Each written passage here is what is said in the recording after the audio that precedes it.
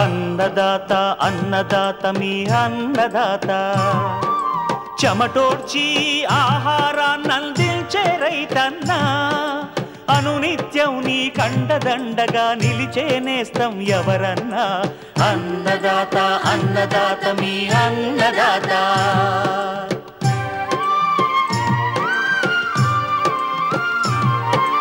నూతన రీతుల సాగుబడికి నూరింతలు పెరిగే దిగుబడికి సూచనలిచ్చే సస్య రక్షణకు పశు పోషణకి శాస్త్ర విజ్ఞానం అందించి ముందుకు నడిపే తెలుగు రైతు భారతదేశానికి మకుటం అయ్యేలా తీర్చిదిద్దే ఆశయంతో మిమ్ము మేలు కొలిపేది అన్నదాత అన్నదాత అన్నదాత మీ అన్నదాత అన్నదాత అన్నదాత మీ అన్నదాత.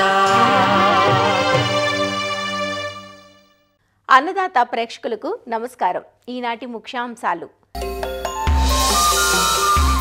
అధిక దిగుబడుల కోసం ప్రత్తి సాగులో పాటించాల్సిన మెలకువలు, వానాకాలం తీగజాతి కూరగాయల సాగు వివరాలు, ఇంకా జై కిసాన్ వ్యవసాయ సమాచారం.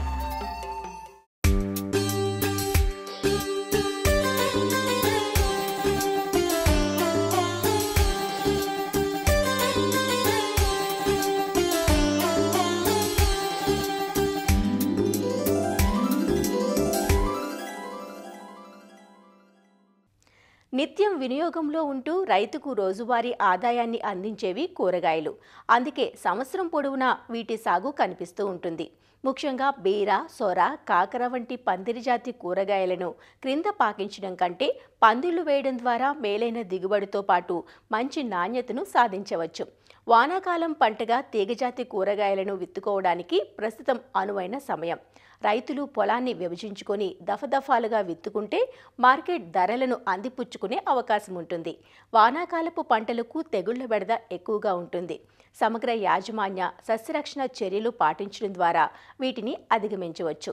వానాకాలంలో బీర, సొర, కాకర పంటల సాగులో పాటించాల్సిన మెలకువలను తెలియజేస్తున్నారు ప్రొఫెసర్ జయశంకర్, తెలంగాణ రాష్ట్ర వ్యవసాయ విశ్వవిద్యాలయం, నాగర్ కర్నూలు జిల్లా పాలెం కృషి విజ్ఞాన కేంద్రం శాస్త్రవేత్త డాక్టర్ ఏ శంకర్. మనకు చూసుకున్నట్లయితే తెలంగాణ రాష్ట్రంలో దాదాపు 25,000 ఎకరాలలో ఈ తీగజాతి కూరగాయలు సాగు చేయబడుతూ దాదాపుగా 3 మిలియన్ టన్స్ దిగుబడిని కూరగాయలని పండిస్తున్నారు రైతులు. కావున ఈ తీగజాతి కూరగాయలు చాలా ప్రాముఖ్యతను సంతరించుకున్నాయి.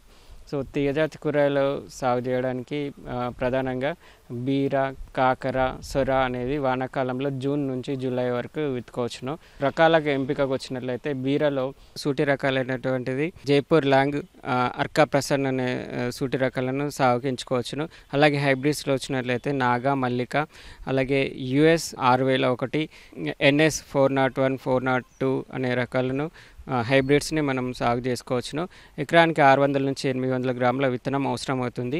ఈ బీరాని మనము 2 వరుసల మధ్యలో దూరము 2 మీటర్లు, వరుసల్లోని మొక్కల మధ్య 75 సెంటీమీటర్లు ఉండే విధంగా పాదుకి 2 లేదా 3 విత్తనాలను విత్తుకోవాలి.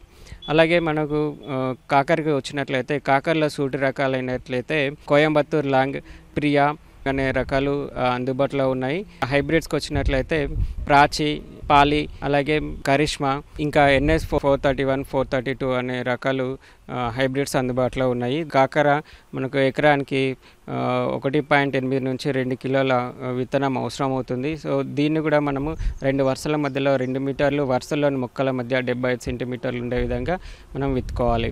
అలాగే మనకు సొర చూసుకున్నట్లయితే సొరలో సూటి రకాలైనట్లయితే Pusa summer prolific long, Pusa Naveen అనే సూటి రకాలు అందుబాటులో ఉన్నవి. అలాగే హైబ్రిడ్లో చూసుకున్నట్లయితే వరద్, కావేరి, స్వాతి అనే రకాలు హైబ్రిడ్స్ మనకు సాగుకు ఎంచుకోవచ్చును. ఇది ఒక ఎకరానికి వచ్చినట్లయితే 1.2 కిలోల విత్తనం అవసరం అవుతుంది. 2 వరుసల మధ్యలో దూరము 3 మీటర్లు, వరుసలోని మొక్కల మధ్య 90 సెంటీమీటర్లు ఉండే విధంగా పాదకు 2-3 విత్తనాలను మనం విత్తుకోవచ్చును.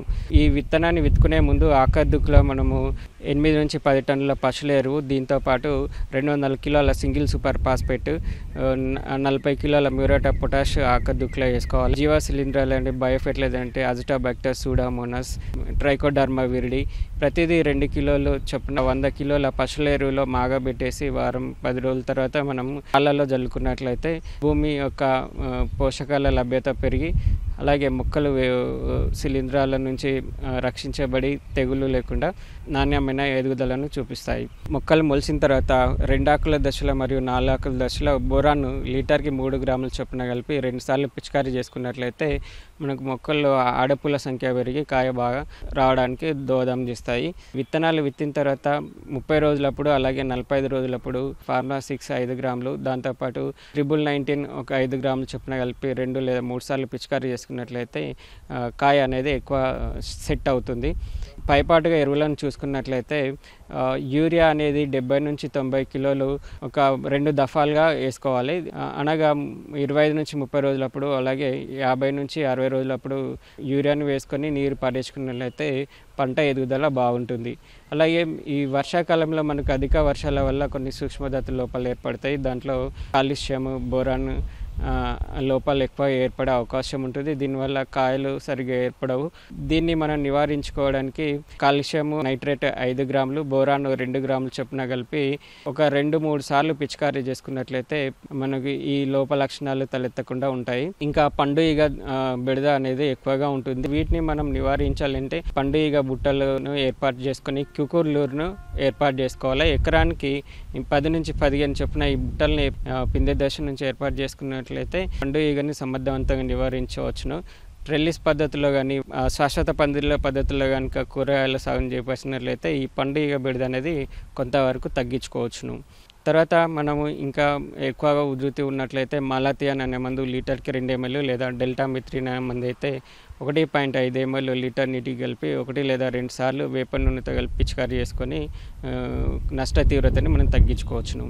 మనకు చూసుకున్నట్లయితే రసం పీల్చే పురుగులు ఎక్కువ ఆశించే అవకాశం ఉంటుంది. దీని కొరకు ఇమిడాక్లోరోపిడ్ 0.3 ml లేదా థయామిథాక్సిన్ 0.3 గ్రాములు, అలాగే వేప నూనె 1500 ppm గాఢత గలది 5 ml లీటర్ నీటికి చొప్పున కలిపి 1 లేదా 2 సార్లు వారం రోజు నుంచి 10 రోజుల వ్యవధిలో పిచికారీ చేసుకొని ఈ రసం పీల్చే పురుగులను సమర్థవంతంగా నివారించుకోవచ్చును. ఈ కాయలు అనేది మనకు లేతగా ఉన్నప్పుడు కోసి మనం జాగ్రత్తగా ట్రేలలో ప్యాక్ చేసి మనం మార్కెట్కి తరలించుకున్నట్లయితే మంచి ధర పలికే అవకాశం ఉంటుంది. సో దీనివల్ల మేలైన యాజమాన్య పద్ధతులు పాటించి రైతు సోదరులు ఈ తీగజాతి కూరగాయల ద్వారా మంచి ఆదాయం పొందాలని ఆశిస్తున్నాం.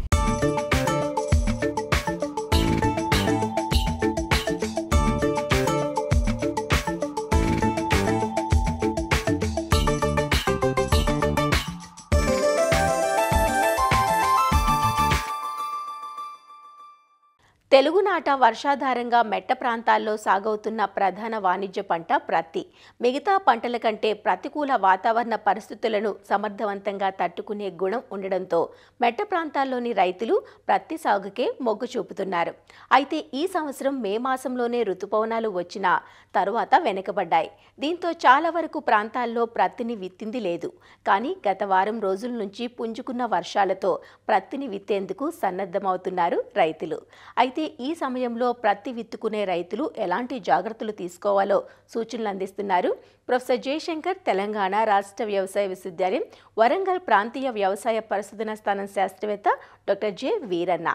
తెలుగు రాష్ట్రాలలో పత్తి పంటను సుమారుగా 70% వరకు వర్షాధారంగానే సాగు చేయడం జరుగుతుంది. ఈ సంవత్సరం చూసినట్లయితే సీజన్ అనేది మొదలైంది. అక్కడక్కడ వర్షాలు కురుస్తున్నాయి. రైతులు పత్తి గింజలను విత్తుతున్నారు. ఇప్పటికీ 30 నుంచి 35% వరకు పత్తి గింజలు విత్తడం జరుగుతుంది. ఈ వర్షాధారంగా పత్తిని విత్తుకునేటప్పుడు ఈ పత్తి గింజల ఎంపిక అనేది చాలా ముఖ్యమైనది. ఈ వర్షాధారంగా పత్తిని విత్తేటప్పుడు తక్కువ ఎత్తులో పెరిగే పత్తి హైబ్రిడ్లను ఎంపిక చేసుకోవాలి. అదేవిధంగా మధ్యస్థ సైజులో కాయ ఉండేటట్టుగా హైబ్రిడ్లను ఎంపిక చేసుకోవాలి. త్వరగా ఈ గూడు పూత రావడము అంటే పత్తి ఎత్తిన దగ్గర నుంచి 45 నుంచి 50 రోజుల్లో గూడు పూత అనేది రావాలి. త్వరగా పూతకు వచ్చినట్లయితే ఫస్ట్ కాప్ అనేది త్వరగా రావడానికి అవకాశం ఉంది.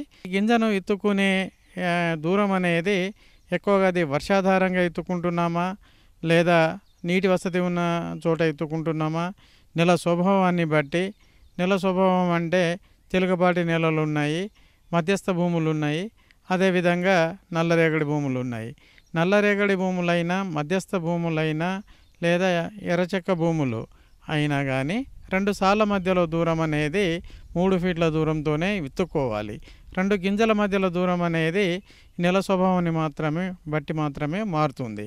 నల్లరేగడి భూముల్లో అయితే 2 గింజల మధ్యలో దూరము 2 ఫీట్ల దూరంలో ఎత్తుకోవాలి, అది కూడా నీటి వసతి కింద.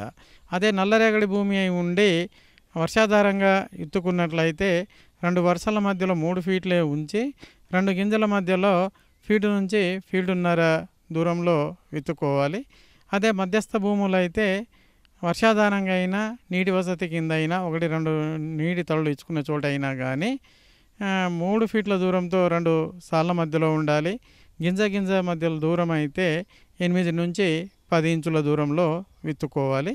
అదే గర్భ నేలలు అయితే 2 సార్ల మధ్యలో 3 ఫీట్లు, అదేవిధంగా గింజ మధ్యలో దూరం అయితే 6 నుంచి 8 ఇంచులు అంటే 15 సెంటీమీటర్ల నుంచి 20 సెంటీమీటర్ల దూరంలో గింజ మధ్యలో దూరము ఉండేటట్టుగా చూసుకోవాలి. ఎండు దుక్కుల్లో గింజలు అసలు విత్తకూడదు. వర్షం పడిన తర్వాత దుక్కి అనేది 50 నుంచి 70 సెంటీమీటర్లు అంటే దుక్కి వర్షము పడ్డ తర్వాత మాత్రమే పత్తి గింజలను విత్తుకోవాలి. ఈ పత్తి గింజలను విత్తేటప్పుడు వర్షాధారంగా అయితే ఈ బోదె మీద ఎత్తుకోవడము చాలా ముఖ్యమైనది. ఈ బోదె మీద విత్తినప్పుడు ఏమవుతుందంటే పడ్డ వర్షం అనేది సాలలో ఉండి బోదె తేమను ఆపడానికి అవకాశం ఉంటుంది. ఎక్కువగా వర్షం పడ్డప్పుడు ఈ సాళ్లలో వర్షం అనేది చేను నుంచి బయటికి పోవడానికి అవకాశం ఉంది. చెట్టు అనేది బోదె మీద ఉంటుంది కాబట్టి ఈ నీటి ముంపుకు గురి కాకుండా ఉంటుంది. అదేవిధంగా బెటకు రాకుండా ఉండడానికి కూడా అవకాశం ఉంటుంది. అదేవిధంగా కలుపు యజమాన్యం చూసినట్లయితే విత్తిన తర్వాత అదే రోజు కానీ మరుసటి రోజు కానీ పెండిమిథాలిన్ అనే కలుపు మందును లీటర్ నీటికి వచ్చేసి 3.5 మిల్లీలీటర్ల చొప్పున కలిపి పిచికారీ చేసుకోవాలి. ఒక్కొక్కసారి పరిస్థితులు ఎట్లా ఉంటాయంటే అచ్చు కొట్టుకొని ఉంటారు, చిరుజల్లు పడుతుంది, కలుపు గింజలు మొలకెత్తి ఉంటుంది, మళ్ళీ గట్టి వర్షం కొట్టిన తర్వాత పత్తి గింజలను పెడుతూ ఉంటారు.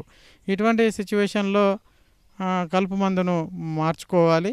అది పెండిమిథాలిన్లో పారాక్వాట్ అనే కలుపు మందును కూడా కలిపి పిచికారీ చేసుకున్నట్లయితే మొలిచిన కలుపును పారాక్వాట్ అనే కలుపు మందు చంపేస్తుంది.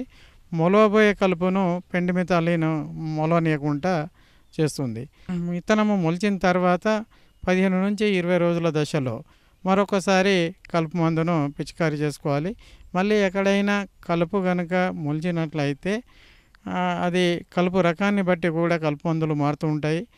వెడల్పు ఆకులో గడ్డి కావచ్చు, సన్నగడ్డి కావచ్చు, ఈ 2 రకాల గడ్డిని చంపడానికి హిట్ఫీడ్ మ్యాక్స్ అనే కలుపు మందును లీటర్ నీటికి 2.5 మిల్లీలీటర్ చొప్పున కలిపి పిచికారీ చేసుకున్నట్లయితే ఈ గడ్డి అనేది చావడానికి అవకాశం ఉంటుంది.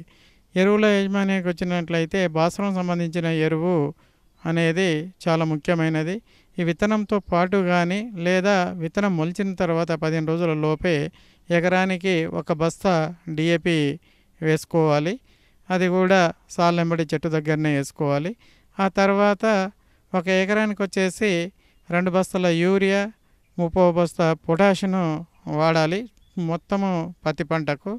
ఈ 2 బస్తాల యూరియాను, 30 బస్తా పొటాషియం 20 రోజుల దశలో ఒకసారి, 40 రోజుల దశలో ఒకసారి, అదేవిధంగా 60 రోజుల దశలో ఒకసారి 3 దఫాలుగా వేసినప్పుడల్లా వర్షాధారంగా అయితే 35 కిలోల యూరియా, 15 కిలోల పొటాషియం కలిపి వేసుకోవాలి.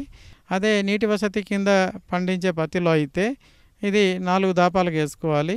20 రోజులకు ఒక్కసారి, 40 రోజులకు, 60 రోజులకు, 90 రోజులకు 25 కిలోల యూరియాను 10 కిలోల పొటాష్ కలిపి 4 సార్లు వేసుకోవాలి. మొక్క అనేది అతిగా పెరగకుండా చూసుకోవాలి. ముందు వేసిన పంటను కూడా దృష్టిలో పెట్టుకొని ఈ ఎరువులను వేసుకోవాలి.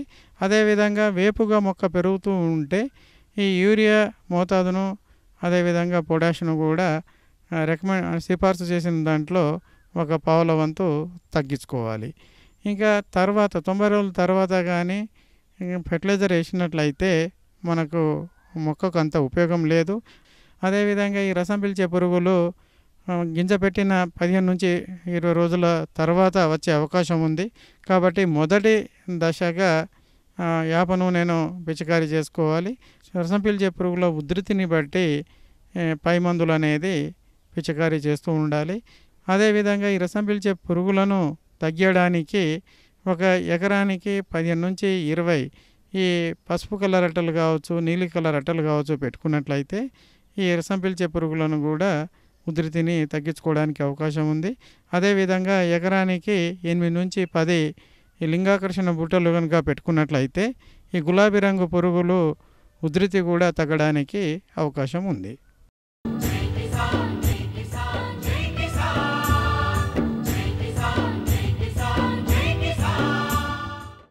వ్యవసాయ సమాచారం ఇప్పుడు జై కిసాన్లో చూద్దాం. నైరుతి రుతుపవనాలు ముందుగానే వచ్చి మురిపించినా తెలంగాణలోని కొన్ని ప్రాంతాల్లో ఎక్కడా ఆశించిన మేర వర్షాలు కురిసింది లేదు. విత్తనం మొలకెత్తక రైతులు తీవ్రంగా నష్టపోయారు.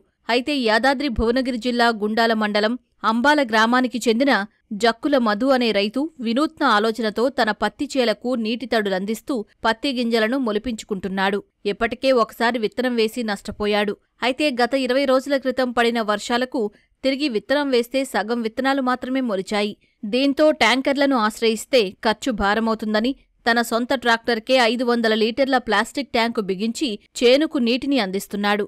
నీరు వృధా కాకుండా పిచికారీ యంత్రాలకు అమర్చే పైపులను బిగించి నీటిని అందిస్తున్నాడు. దీంతో విత్తనాలు మొలకెత్తుతున్నాయంటూ రైతు సంతోషం వ్యక్తం చేస్తున్నాడు. మొన్నటిసారి ఇత్తులు పెట్టిన వర్షాలు లేక ఇబ్బందులతోటి చెడగొట్టేసిన ఫస్ట్ సారి. సెకండ్ సారి ఇట్లా మొన్న ఇత్తులు పెట్టిన ఒక 25 డేస్ తర్వాత వర్షం పడ్డది. ఒక వర్షం అది మొలవాక ఇత్తులు ఒక 50% మొలిచినాయి, 50% ఇప్పుడే చిలకల నుంచి బయటకు వెళ్తున్నాయి. దాని విషయంలో మొన్న వాటర్ నీళ్ళ ట్యాంకర్తో సహకారంతో చేద్దాం అనుకుంటే రెంట్ వచ్చేసి ఒక రోజుకి 2000 రూపాయలు అని చెప్పేసిండు ఆయన. ఒక రోజు కొడితే ఇబ్బంది అవుతుందని చెప్పేసి ఆపేసి 500 లీటర్ల డ్రమ్ము తోటి సాయంతో మాదే ట్రాక్టర్ తోటి చేస్తున్నాం. ఇప్పుడు ప్రజెంట్ అయితే ఒక 75% మొలిచిన ఒక 30% ఇత్తుల కోసం ప్రయత్నం చేస్తున్నాం. మేము చేసిన ఆలోచన ప్రకారం అయితే మంచిగా ఉందన్న. ఇప్పుడైతే వర్షాలు లేక నెల రోజులు పోవడం జరిగింది. అవి మొదటికే మొత్తం 20 ప్యాకెట్లు తెచ్చినా ఏం ప్రయోజనం లేకుండా అయింది. చెడగొట్టినాక మళ్ళీ 20 ప్యాకెట్లు మళ్ళీ దున్ని పెడితే కొలిచి మొన్న బాలన మందం మొలిచినాయి. ఈ పరిస్థితులు ఉన్నాయి. మళ్ళీ ఇబ్బంది అవుతాయనే ఉద్దేశంతో ఒక ట్రాక్టర్కు అమ్మార్చి 500 లీటర్ల నీటితో పంపులతోటి ఈ మొలకని మొలకలకు కొద్దిగా జీవనాధారంగా పెట్టడం జరుగుతుంది. ప్రస్తుతం అందించే నీరు మొక్క మొలిచేందుకు సహకరిస్తుందని, వరుణుడు కరుణ చూపితే మొక్కలు బతికే అవకాశం ఉంటుందంటూ రైతు కోరుకుంటున్నాడు. పార్వతీపురం మన్యం జిల్లా గరుగుబిల్లి మండలంలో ఉన్న సర్దార్ గౌతు లచ్చన్న తోటపల్లి ప్రాజెక్టు నుంచి శివారు భూములకు సాగునీటి విడుదల జరిగింది. రాష్ట్ర శిశు సంక్షేమ గిరిజన సంక్షేమ శాఖ మంత్రి గుమ్మడి సంధ్యారాణి, కురుపాం ఎమ్మెల్యే తోయక జగదీశ్వరితో కలిసి తోటపల్లి ప్రాజెక్టు కుడి కాలువకు సాగునీటిని విడుదల చేశారు. చివరి ఆయకట్టు వరకు సాగునీటి ఇబ్బందులు తలెత్తకుండా చర్యలు చేపడతామని ఈ సందర్భంగా వివరించారు. తోటపల్లి, జంఝావతి, పూర్ణపాడు, లాబేసు వంతెన నిర్మాణం పనులు పూర్తి చేసేందుకు చర్యలు చేపడుతున్నామన్నారు. ఈ కార్యక్రమానికి స్థానిక ప్రజా ప్రతినిధులు, ఇరిగేషన్ అధికారులు, రైతులు అధిక సంఖ్యలో హాజరయ్యారు. కుడికాలువ ద్వారా నీరు విడిచిపెట్టడం జరుగుతుంది. దీనివల్ల పంటలు ఉపాలు ఇచ్చేయడానికి ఎంతో ఉపయోగపడుతుంది. కానీ కొన్ని చిన్న రిపేర్స్, అదే పూడికి తీత పనులు అయితే ఎక్కడికక్కడ పేరుకుపోయాయి. పాత రెగ్యులేటర్ పరిధిలో ఉన్నటువంటి కుడి ఎడమ కాలువల పరిధిలో ఉన్నటువంటి ఆ కాలువలో కొన్ని డ్యామేజెస్ ఉండడం వల్ల పుష్కలంగా నీరు ఇచ్చేయడానికి కొంత సమస్య ఉంది. అవి కూడా పూర్తి చేసినట్లయితే రైతులకి ఎంతో ఉపయోగపడుతుంది. గతంలో 5 సంవత్సరాలు కూడా కుడి ఎడమ కాలువల్లో రెండో పంటకు నీరు అనేది ఇవ్వడం జరగలేదు. ఈ సంవత్సరం మా ఎమ్మెల్యే గారు సహకారంతో రెండో పంటకు నీరు కూడా విడిచిపెట్టడం జరిగింది. దీనివల్ల రైతులు కూడా చాలా ఆనందాన్ని వ్యక్తం చేస్తున్నారు.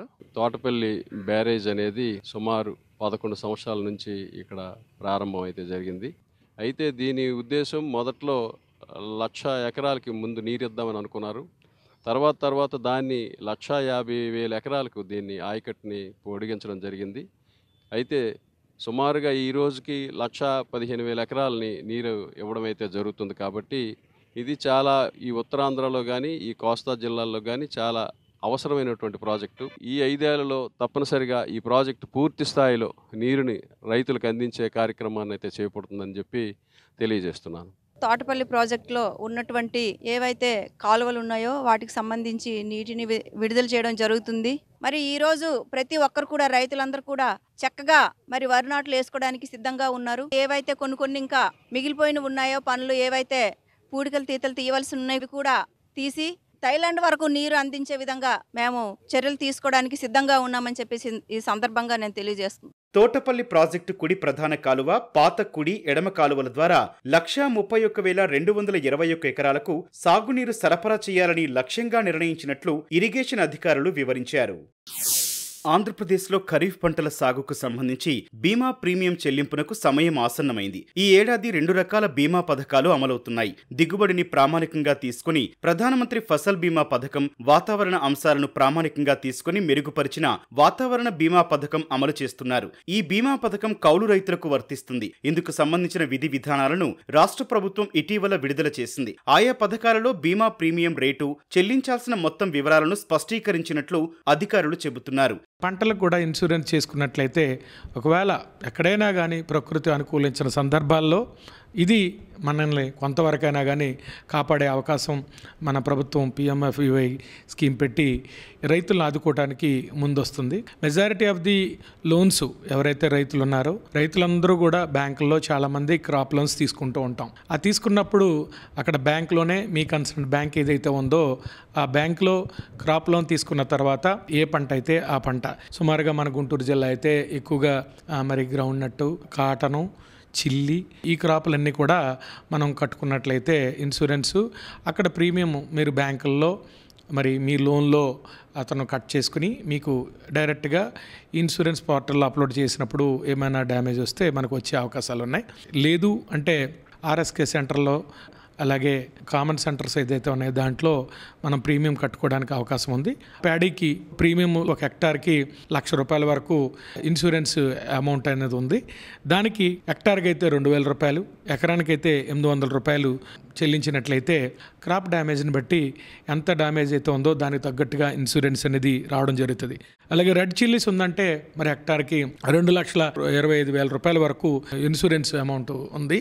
దానికి మనం కట్టాల్సింది సుమారుగా ఎకరానికైతే ₹2,700, హెక్టార్కి అయితే ₹6,750 కట్టాలి. రెడ్ గ్రామ్ ఏదైతే ఉందో అది డిస్ట్రిక్ట్ ఏజీ యూనిట్గా ₹50,000 ఇన్సూరెన్స్ అమౌంట్, దానికి సుమారుగా ₹200 కట్టాలి ఎకరానికి. అదే హెక్టార్కి అయితే ₹500 కట్టాల్సిందిగా తెలియజేస్తున్నాం. కాటన్ కూడా మండలం యాజీ యూనిట్ కింద మరి ఉంది. మండలం యాజీ యూనిట్ ఉన్నప్పుడు ₹1,900 ఎకరానికి, ₹4,750 హెక్టార్కి మనం చెల్లించినట్లయితే సుమారుగా ₹95,000 వరకు ఇన్సూరెన్స్ అనేది వచ్చే అవకాశాలు ఉన్నాయి. ఫసల్ బీమా యోజనలో వెదర్ బేస్డ్ ఒకటిను అలాగే ఈల్డ్ బేస్డ్ ఒకటిను ఉంటుంది. ఈల్డ్ బేస్డ్ అన్నప్పుడు 7 సంవత్సరాలు తీసుకున్నప్పుడు 2 సంవత్సరాలు వరస్ట్ ఇయర్స్ తీసేసి 5 సంవత్సరాలు యావరేజ్ తీసుకున్నట్లయితే 5 సంవత్సరాలు యావరేజ్ చేసి ఎంత ఈల్డ్ అయితే వచ్చిందో ఆ ఈల్డ్కి ఇప్పుడు వచ్చిన ఈల్డ్, కరెంట్ ఈల్డ్ అది మైనస్ చేస్తే ఎంతైతే వస్తుందో దానికి ఇన్సూరెన్స్ రావడం అనేది జరుగుతుంది. వెదర్ బేస్డ్ అంటే మరి వాతావరణం, వర్షం, టెంపరేచర్ దగ్గర నుంచి ఎవ్రీథింగ్ అనేది ఆటోమేటిక్గా వెదర్ స్టేషన్స్లో రికార్డ్ అవుతాయి. ఆ రికార్డ్ అయిన బేస్ చేసుకుని వెదర్ బేస్డ్ ఇన్సూరెన్స్ అనేది క్లెయిమ్ అవడానికి అవకాశాలు ఉన్నాయి. ఇప్పుడు వరి పంట ఉన్నట్లయితే అది విలేజ్ యాజ్ ఏ యూనిట్ కింద పెడతాం, ఎందుకంటే ప్రతి ఊర్లో ఉంటుంది కాబట్టి దాన్ని విలేజ్ యాజ్ ఏ యూనిట్ కింద పెట్టడం జరిగింది. రెడ్ చిల్లీస్ కూడా మండలం యాజ్ ఏ యూనిట్ కింద పెట్టడం జరిగింది. కాటన్ కూడా మండలం యాజ్ ఏ యూనిట్ కింద పెట్టడం జరిగింది. బనానా తెలంగాణ కూడా మండలం యాజ్ యూనిట్ కింద పెట్టడం జరిగింది. రెడ్ గ్రామ్ అనేది డిస్ట్రిక్ట్ యాజ్ యూనిట్ కింద పెట్టాము. ఎందుకంటే అది అక్కడక్కడ కొన్ని మండలాల్లో కొన్ని విలేజ్లో అక్కడక్కడ ఉంటుంది కాబట్టి డిస్ట్రిక్ట్ యాజ్ యూనిట్ కింద పెట్టి మరి ఇన్సూరెన్స్ అనేది ఇవ్వడం జరుగుతూ ఉందండి. ఫసల్ బీమా పథకంలో వరికి గడువు ఆగస్టు 15వ తేదీగా నిర్ణయించగా మిగతా పంటలకు జూలై 31వ తేదీ గడువుగా ఉంది. వాతావరణ ఆధారిత బీమా పథకంలో అన్ని పంటలకు గడువు తేదీ జూలై 15వ తేదీతో ముగుస్తుంది. వరి పంటకు గ్రామాన్ని యూనిట్గా తీసుకోగా మిరప, పత్తి పంటలకు మండలాన్ని, కంది, మినుము పంటలకు జిల్లాను యూనిట్గా నిర్ణయించారు. మరిన్ని విభిన్న అంశాలతో రేపటి అన్నదాతలో మళ్ళీ కలుసుకుందాం. నమస్కారం. అన్నదాతలు తమ సందేహాలు, సమస్యలను 1800-425-4085 టోల్ ఫ్రీ నంబర్లో ఉదయం 10 నుంచి 11 గంటల మధ్య పని దినాలలో సంప్రదించగలరు. ఈ కార్యక్రమాన్ని యూట్యూబ్లో www.youtube.com/అన్నదాత ఈటీవీ లింక్ ద్వారా వీక్షించవచ్చు.